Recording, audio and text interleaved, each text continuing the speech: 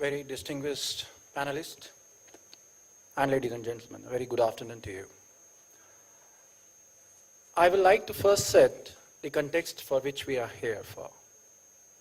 It has been said in different numbers, but at the end of the day, ground reality, before we look at 2030, if we look at 2015, is around 300 million people of this country without any source of power, around 400 million people of this country which has not a very stable grid connectivity.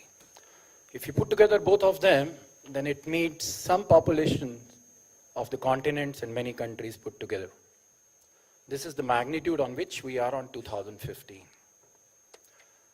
Coupled to this, in last 5 years, and to be precise, 7-8 years, we have also seen a change in the consumption pattern. A change which is coming from the way IT has revolutionized this country. We have seen how mobile phones, the telecom and the ITs, the internet of the world, has made everyone look it as something which they need, not something which 5 to 10 years back was something which they aspire for. And I always see solar as an industry or as a power, something similar to it 5 or 10 years down the line when we were in 2005 and 7, but very different context has been set now. While we have the need, and while we have the initiatives from the policy and many leaders who are sitting here on this dais, who are making this need meet, we have a plan to build 100 gigawatt by 2022, which is a very appreciable, I would say, objective, and which everyone is contributing. I think there are many challenges in this. I think the important part is the cost, which of late in last 1 year I have been seeing, which has been declining. So I believe technology, even in the current state, has played a very, very important fact and has played a very critical role in reducing the cost of this power.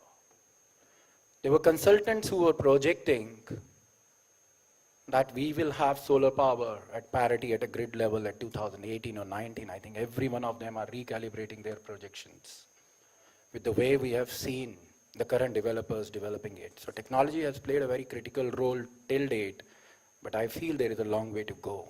And I also think that there is a long way to go at the magnitude of the issue which we have. Whether we need one solution, which is only to reduce the cost, or we need many more, because India as a country has a very diversified requirement compared to what we have seen in Germany. We need to upgrade and cater to our base load, and in the same process, the load keeps on increasing.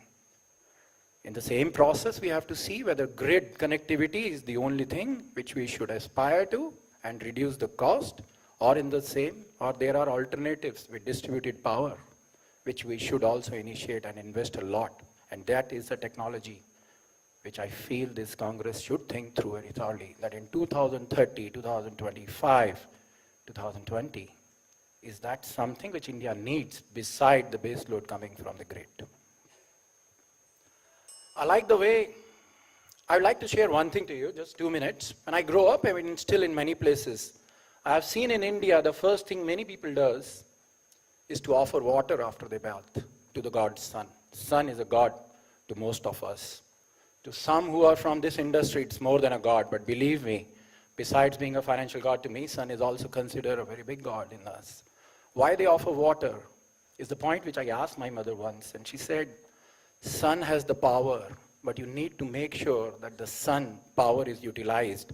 It has such an immense power that it can destroy you too in that process. So we offer water so that that heat which can come from sun to destroy you can be cooled down to whatever extent. And that's the offering in our prayers. Kerry said a very good thing in the morning. I really appreciate when he said, build responsibly. I think India is at a stage where that build responsibly is very critical. We have experiences from Germany in this country now. We have experiences from Japan here in this country now. I won't use the way Kerry can afford to talk about other countries and the product coming from that country, but I think it is very important that this particular Congress and the intelligentsia of this country and the industry leaders who are sitting here and outside should also view that where all we need our technology and investments in our technology, How do we make this solar power sustainable for beyond to 2030 or even at 2025? We need technologies in storage system. We need technologies in the distributed power. We need technologies and cells and modules of the quality which this country can produce so that we have a future beyond 2020 and beyond 2032. So my request to this congregation would be to please think through on those technologies which are required. We have a lot of maturity coming from very advanced countries, Canada, Germany, Europe, many other countries. I think we should learn from them.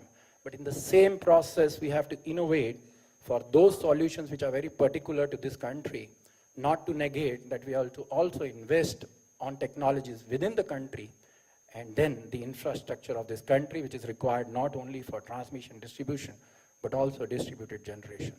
Thank you very much.